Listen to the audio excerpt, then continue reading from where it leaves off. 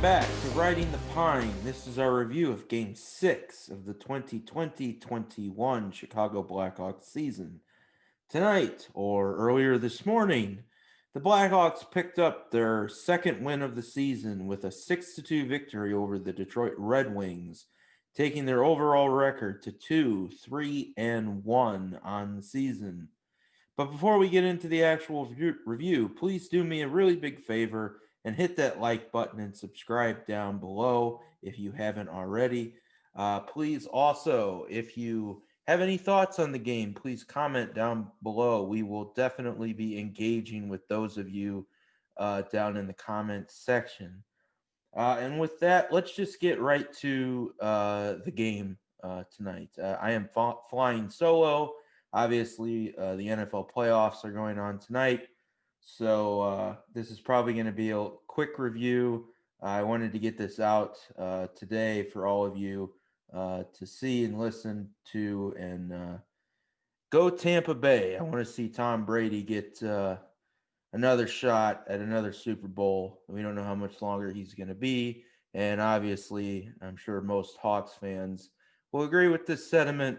We don't want Green Bay in the Super Bowl. So again, go Tampa Bay, and let's get to the review. So the Blackhawks beat the hated Detroit Red Wings by a score of 6-2 this afternoon, late morning game. Pius Suter is the story of the game with his first, second, and third career goals. He is, I believe, only the second Chicago Blackhawk to score a hat trick in his first 6 games since 1929. So great on Pius Suter. I've been a big fan of his for quite a while. Anybody that knows me knows that I have been a big fan of his, that I've been asking well before he was even signed by Chicago, trying to get information from Scott Powers and other beat writers that would potentially have information on Pius and whether he would end up with the Chicago Blackhawks. And thankfully he did. And it was nice to see him get in on the scoring tonight. I know I had talked, I believe, off air with Joe the other day about why he had kind of disappeared the last couple games or so. He obviously had that beautiful spinorama pass to Patrick Kane that was taken away as offsides, but great to see him get on the board with 3 goals tonight, a +2, and 5 shots on goal. It was also 57% at the dot tonight. So just a great all-around game from him. And Kevin Lankinen, again, picks up his second victory of the night. Or not of the night, of the season, excuse me. He stopped 25 of 27 shots for a .926 save percentage. He finished over the weekend with a stopping 55 shots 55 out of 58 shots for about a .940 save percentage. That's starting goaltender numbers. I suspect that he is definitely in the driver's seat of the 3 goalies. I'm going to be curious to see who starts in Nashville for the next game. Again, hopefully it's Kevin Lankinen. However, I'm just curious how long Jeremy Colleton is going to want to not get Malcolm Subban into a game. If Malcolm Subban is going to be on this roster, then at some point he has to play again. He hasn't played since game 1 of the season. So it's been basically 2 weeks now, and we haven't seen Malcolm Subban again since game 1. So it'll be interesting to see what happens there. Obviously, I think most people would agree Kevin Lankinen should probably continue starting until he has a bad game, but we'll see, right? We don't know. Carl Soderberg, this was his first game since he got back over to the States with his visa troubles. He was a +1, had 2 hits, 1 block, 1 giveaway, 44% at the dot, played 13:48 of ice time. Um, he was there. I didn't really see much bad out of him. I didn't see much good out of him. I mean, he was there. Alex DeBrincat continued to pick up points, picked up another assist tonight. Brandon Hagel, David Camp, and Ryan Carpenter. That fourth line was all over the place tonight, and they were pretty much awarded or rewarded with it. Each guy getting about an extra minute of ice time than they normally do. Ryan Carpenter missed a gaping, yawning, wide open net that pretty much anybody could have scored from. So obviously that was not good for him. He's going to be kicking himself literally for a while on that one. Um, Another good night from Nikita Zadorov, a +3, 2 shots on goals, 2 hits, 1 block, and played 19 minutes and 16 seconds with nearly 3 minutes of shorthanded PK time. So another good night for Zadorov. Another great night for Connor Murphy, a goal and an assist for 2 points, +4, 2 shots on goal, 2 hits, 1 block. No giveaways in 22 minutes and 22 seconds and 5 minutes on the penalty kill. Amazing game for Connor Murphy. He is definitely coming into his own as a top 4 defenseman. Calvin DeHaan, again, was on the stat sheet with an assist. He was a +1 with 2 shots on goal, 5 hits from DeHaan, 4 block shots. That's big for DeHaan. 1 takeaway in 20 minutes and 50 seconds. Ian Mitchell saw his ice time increase by 2 minutes up to 15 minutes tonight. So that was also something nice to see. Boquist conversely had his ice time drop by about 2 minutes. So that's interesting development. Matthias Janmark picked up a goal and an assist for 2 points, +1. Another nice night for Janmark. He's had a quietly good season, kind of like an Andrew Shaw. So definitely positives there. Philip Kurashev picked up his second goal of the season on a great single-handed effort, a strong move to the net, got his own rebound after initial shot, put the puck behind the Detroit goalie, and what a pleasant surprise some of these kids have been. You look at Kurashev, you look at Suter, Lankinen, obviously, just great things to see. Ian Mitchell, great. This is exactly what we wanted to see out of the Blackhawks this season. Obviously, we want to temper expectations. This was the lowly Detroit Red Wings. Of note, Dylan Strome struggled again at the faceoff circle with 29%. So that's 2 nights in a row where he has struggled after performing magnificently the first 4 games of the season. So we'll see if he can turn that around in Nashville. Hopefully he does. Maybe it was just a bad matchup for him against Detroit. But overall, this was a pretty fairly good game. I thought the Blackhawks had a decent to good first period. I thought the second period, again, was a letdown. I think that's the one area where if you were going to pick apart this game and kind of talk about where the Blackhawks struggled, again, coming out of the second period, they struggled. Obviously, they had Dominic Kubalik took a stupid, horrendous penalty in the final minutes of the game to give the Detroit Red Wings a power play entering the second period. That was followed up by David Camp taking a penalty, setting up Detroit on a 5-on-3, of course, of which they got their first goal. Can't really fault Lankinen on that because, 5-on-3s are 5-on-3s. So some kind of foolish penalties were taken by Chicago, but the second period, again, the first half of it, they really struggled. So that's definitely a trend at this point, is the struggles to start the game in the second period. I don't know if this is going to become like a Chicago Bears third quarter thing, but definitely the starts of the second period is something that we need to continue to watch because they were definitely struggled and slow out of the gate. And honestly, on that note, if it was a 2-1 game at that point after you gave up the goal on the 5-on-3 power play, and both of those penalties, like I said, Kubalik, a hooking call in the final minute of the first period, that's an unacceptable penalty to take. Kubalik has played like shit, in my opinion, the last 2 games.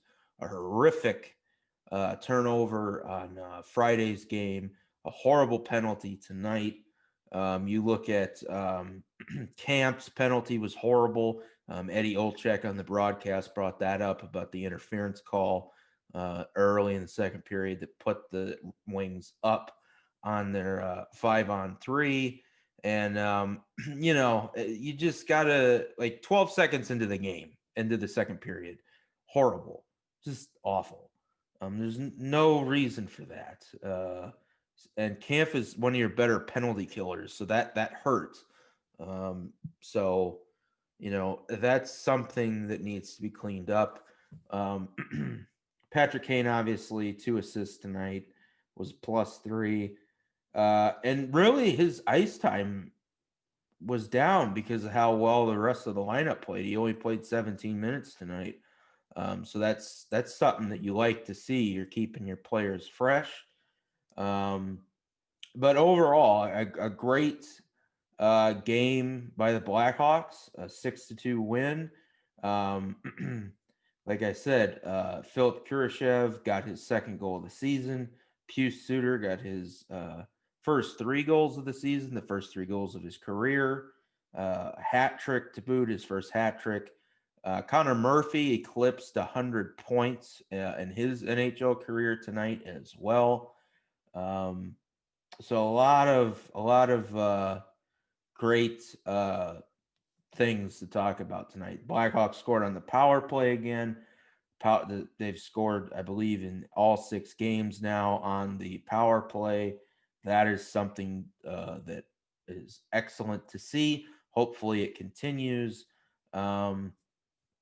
And yeah, I mean, I don't really have much more to add to that.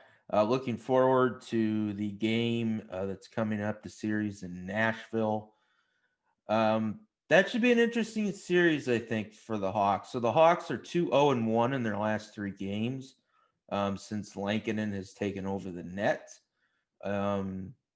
So, I really mean this. If the Hawks have a good showing in Nashville, we're going to have to start, I think, reevaluating our prospect of this team because, everything seems to be going well right now. Obviously, like I said, you don't want to get too high off of beating Detroit twice. But again, they went to overtime with Florida. And then if they do well in Nashville, that's a pretty good showing. The only games really where they've completely gotten smoked were those 2 against the defending champions in Tampa Bay. So, I've long said I view this team as, for a long time, they've got so many defensive prospects. And we've talked about it. I've talked about this with Josh. I've talked about it with Joe. This draft is a highly defensive-ended draft. But when you look at this roster, the Hawks are just one dynamic forward away, and I'm including Kirby Dach as if Kirby Dach were on the roster, and Jonathan Taves. They're really just one pure Patrick Kane, a young Patrick Kane away from being a legitimate contender again. And I don't think I'm being out of whack with that statement. I mean, you look at Ian Mitchell's progression. Murphy. I am pleasantly surprised with Zadorov. I think Zadorov has been an excellent addition to this team. Assuming he sticks around, assuming DeHaan and Murphy stay healthy and they stick around. You got Kalanick waiting in the wings, Alex Vlasic, you've got Alec Regula, you've got Nick Bodan, you've got all of these young defensive prospects that are ready and to start coming up soon. So, I really think if you're Stan Bowman and you're looking at what you have on this roster, even though this is a deep defensive draft, I don't know how bad you're going to be in 2022. So you might look at taking a forward and getting the best forward in this draft because, I mean, I don't know. I don't know where you go with it. Obviously, they should probably pick the best player available. But at the same time, with the way this team is constructed, it really looks to me like if you added Kirby Doc to this team right now and Jonathan Taves back to this roster, I mean, they probably win both games in Florida. So that would put them at what would they? They'd be 4-2-0 right now instead of 2-3-1. So I don't know. It's an interest. This season's going to be interesting as it goes along. Is this team just playing well right now and clicking well because they're playing a horrible team in Detroit? Or are they actually starting to show something? We're seeing that progression from Dylan Strome to Brinkett scoring again. Suter obviously is a nice new welcome addition. Kurashev's playing well. I mean, all of these young rookies are starting to show their progression. So it's going to be interesting to see how things continue to move forward. Back to the preview against Nashville. I do expect at least Kevin Lankinen to start again. I think you have to, at this point, continue to play him until he loses. I just think you want to build his confidence. I think the team plays well in front of him. At this point, you just ride that horse until it stumbles. And maybe he does against a better team in Nashville. We'll see. Obviously, he gave up 5 goals against a better team in Florida. So we'll see how he does in Nashville. I think that's another reason I think I'd start him against Nashville is to see how he does against stiffer competition. To see if he can, especially now that he's got a couple of wins under his belt, right? Will that confidence that he's been building, will that carry him to victory over a better team? So that'll be interesting. I think the lineup probably stays the same. I know I've been moaning and groaning to get Wyatt Kalanick into the lineup. I don't see Colleton doing that at this point. He seems pretty content to roll with this roster. I think potentially you might see Lucas Walmart get back in for Soderberg, potentially. Maybe those guys alternate in and out. I'm not sure, but that would be something that I would look at. But yeah, to kind of wrap this up, the Blackhawks tonight picked up a 6-2 victory over the lowly Detroit Red Wings, sweeping the weekend series with their hated rivals. And lots of milestones on the weekend. Kevin Lankinen picking up his first win and second win. Kurashev picking up his second goal. Connor Murphy passing 100 points in his NHL career. Pius Suter picking up the first 3 goals and first hat trick of his career. Just a lot of great stuff all around on the weekend. It's been a great weekend for the Blackhawks, and it's great to end on this note. So, as always, everyone, please stay safe, stay healthy, and we will talk to you all soon for the Blackhawks' next game against the Nashville Predators. And until then, go Hawks.